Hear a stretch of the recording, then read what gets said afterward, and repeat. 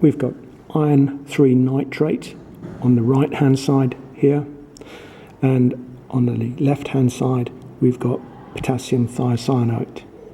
If we push the crystals into the water, they should start to dissolve. There's the iron, and now for the potassium thiocyanate.